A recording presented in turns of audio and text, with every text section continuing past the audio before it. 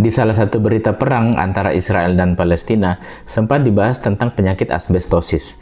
Ini adalah penyakit yang jarang diketahui, tapi efeknya tidak main-main. Asbestosis sebenarnya adalah penyakit terkait kerja yang bisa didapatkan karena paparan terhadap asbes untuk jangka waktu lama, di mana serat asbes ini bisa masuk jauh ke dalam paru-paru kita. Biasanya, penyakit ini ditemukan pada pekerja pembangunan kapal, tukang pipa, dan pemasangan atap, atau pada orang yang tinggal dekat dengan tambang asbes dan tinggal bersama dengan orang-orang yang mendapat paparan asbes.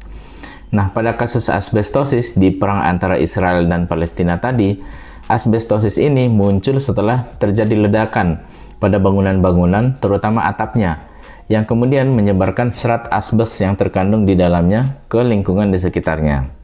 Pada tahun 2024, UNEP atau United Nations Environment Program memperkirakan sampai 2,3 juta ton puing-puing sepanjang jalur Gaza itu dapat terkontaminasi dengan asbes.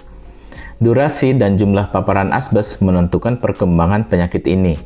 Dan ada satu faktor lagi yang bisa memperberat penyakitnya. Lagi-lagi apa? Merokok. Gejalanya sendiri tidak langsung muncul, tapi bisa muncul berpuluh-puluh tahun kemudian dalam bentuk batuk dan sesak. Asbestosis juga bahkan bisa berkembang menjadi keganasan dalam bentuk kanker paru dan mesotelioma.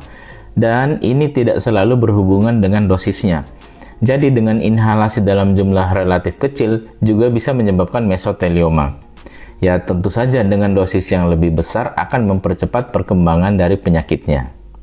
Untuk saat ini, tidak ada terapi spesifik untuk asbestosis, tapi lebih difokuskan ke pencegahannya dengan cara menghentikan paparan asbes tentu saja, kemudian berhenti merokok dan melakukan vaksinasi influenza dan pneumokokus secara teratur untuk mengurangi resiko infeksi paru tambahan yang bisa memperberat penyakit asbestosis ini.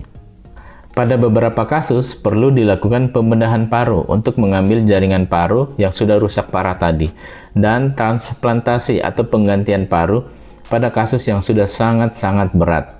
Semoga bermanfaat.